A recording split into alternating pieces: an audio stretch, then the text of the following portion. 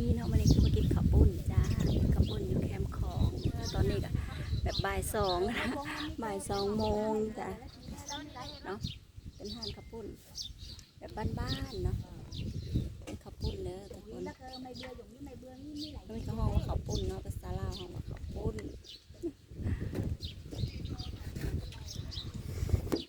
ยังมันเป็นกล่องธรรมดาอาจจะสั่นแน่เด้อเนาะ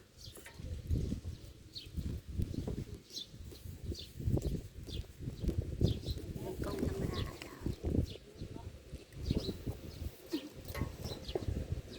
โอ้โหว่าจะเห็นหรือเปล่าเนาะอาจจะเห็นมันต่ำไป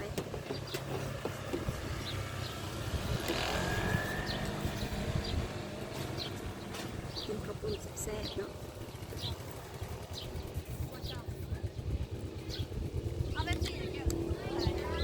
อยู่สวรรค์เขตเด้อ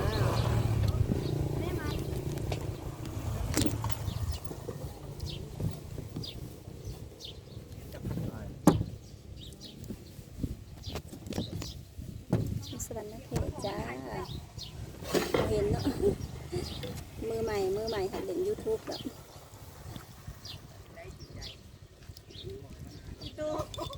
เห็ดกับโบเป็นเลยชิจ้าแต่อยากลองเนาะแซ่บแห้งเลยมีทั้งข้าวจี่เนาะผู้เดียวมาส่งครีมไข่มุกแล้วก็แวะมากินข้าวจี่แกงป่าเนาะมักซิดา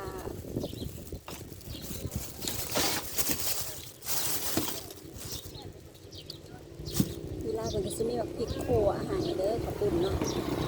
แต่ว่าขนาดแบบไหนมีกะปิมีน้ำตาลมีน้ำปลามาเด้อหมูได้ยินหรือเปล่าเนาะ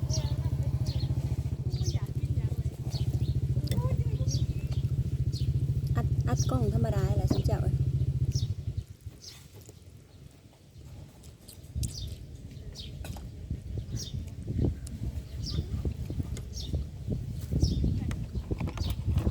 ขอบคุณอยู่ใส่กับโบแซบคืออยู่ลาวเนาะ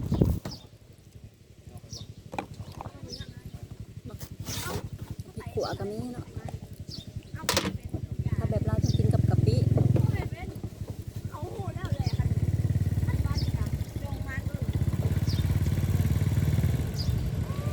มีถ้วย16หรือถ้วย20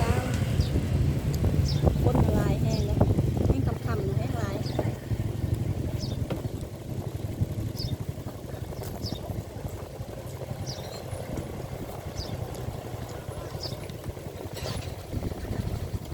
บักไงเผ็ดจังจังบอกแบบกินเผ็ดเนาะ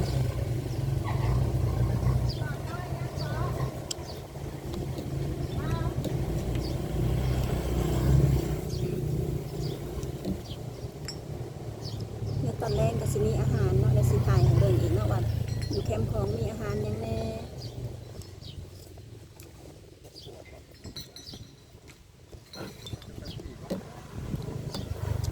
คนลาวก็ห้องเหนือเป็นผัก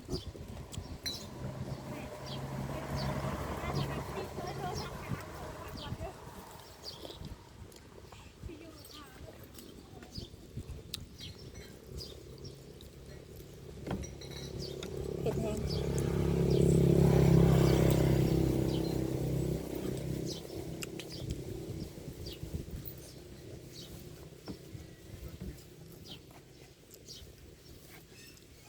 ใครอยากเติมแบบใครอยากเติมน้ำปลาก็ได้เนาะใครอยากเติมน้ำตาลก็ได้พริกก็มี2 แบบ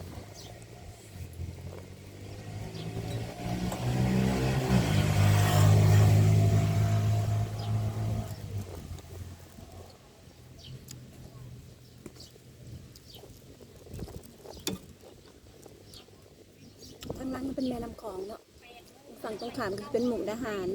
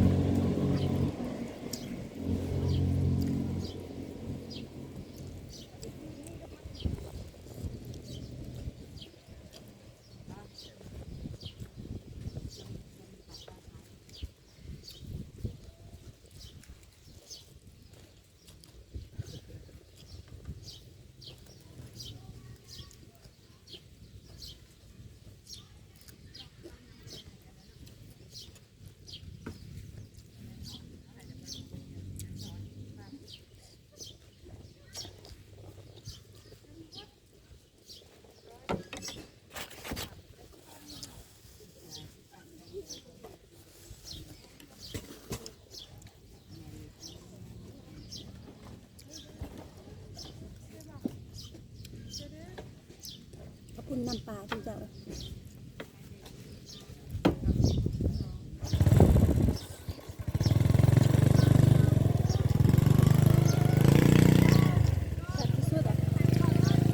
จอดรถจักรไปคุณเลยจ้ะ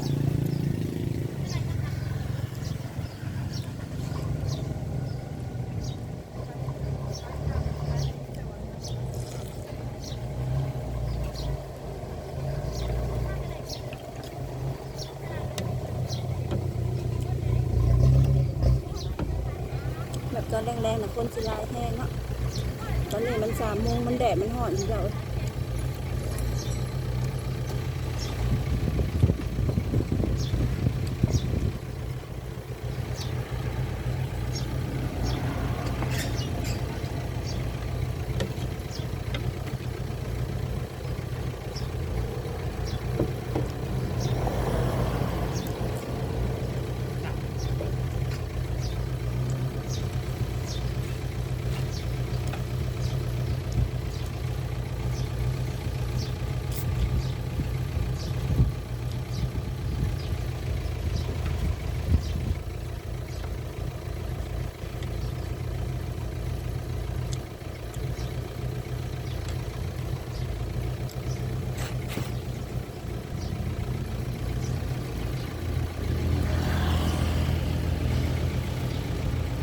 คนมาเต็มหาด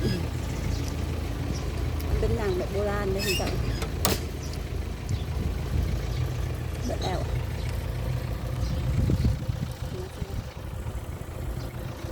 ข้างหลังก็จะเป็นวิวเนาะเป็นแม่น้ำของเป็นฝั่งมุกดาหารจ้า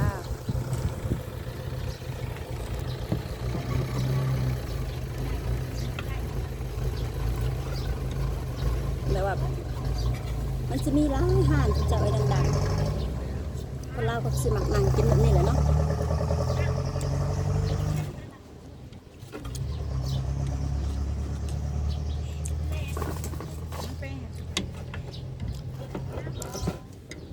แซ่บแห้งที่เจ้าว่าจะเป็นเพอหรือเป็นยังกระยาเนาะเขาเปียกยังกระยาตรงนี้หมักพริกกะปิ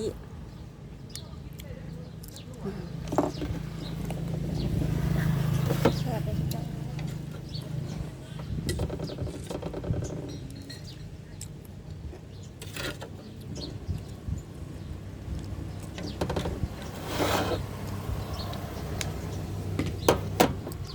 พอดีกินถ้วย16,000 16,000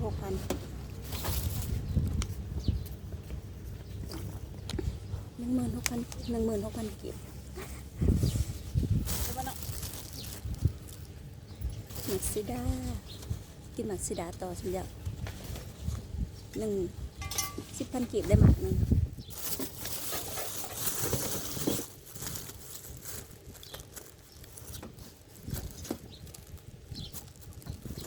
บ่เห็นแล้วเนาะ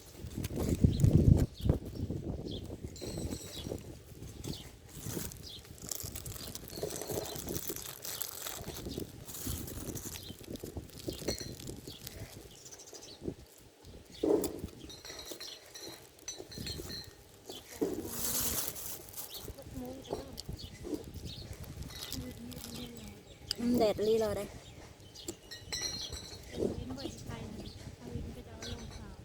ตัดกินเพลงติดกระดก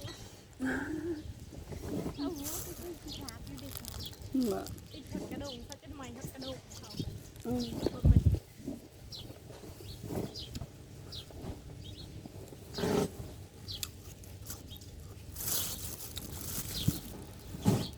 ไปแหละสิเจ้า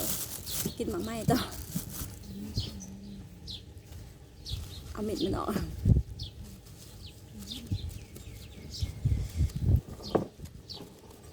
เอาเม็ดมันออกก่อน